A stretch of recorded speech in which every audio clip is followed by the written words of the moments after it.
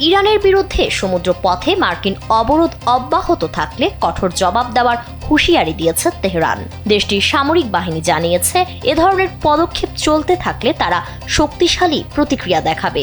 হযরত খাতাম আল আম্বিয়া কেন্দ্রীয় সদর দফতরের এক বিবৃতিতে বলা হয়েছে, ইরানের সামরিক সক্ষমতা ও প্রস্তুতি বর্তমানে আগের যে কোনো সময়ের তুলনায় অনেক বেশি। বিবৃতিতে আরও বলা হয়, শত্রুদের প্রতিটি গতিবিধি নিবিড়ভাবে পর্যবেক্ষণ করা হচ্ছে এবং কৌশলগতভাবে গুরুত্বপূর্ণ হরমুজ প্রণালী এখন ইরানের নিয়ন্ত্রণে রয়েছে। যুক্তরাষ্ট্র ও তার মিত্ররা কোনো ধরনের আগ্রাসন চালালে তার ফল হবে অতীতের চেয়েও ভয়াবহ ও অপূরণীয় ক্ষতি। ইরানের সামরিক কমান্ডের দাবি, দেশের সার্বভৌমত্ব ও জাতীয় স্বার্থ রক্ষায় তারা কোনো পরিস্থিতিতেই পিছপা হবে না। ইরানের রাষ্ট্রীয় গণমাধ্যম IRIV জানিয়েছে, যুক্তরাষ্ট্রের সমুদ্র অবরোধকে তারা সমুদ্র দস্যুতা হিসেবে দেখছে।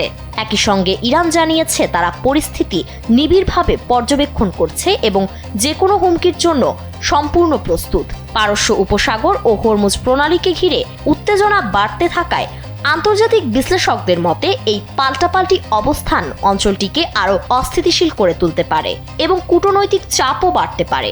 এদিকে যুক্তরাষ্ট্র ইরান আলোচনার উদ্যোগ থাকলেও তা অনিশ্চয়তায় পড়েছে। অবরোধের প্রতিবাদে তেহরান নির্ধারিত বৈঠকে অংশ নিতে অস্বীকৃতি জানায়। একই সময়ে পাকিস্তানের অনুরোধে চলমান যুদ্ধবিরতি আরও 2 সপ্তাহ বাড়ানো হয়।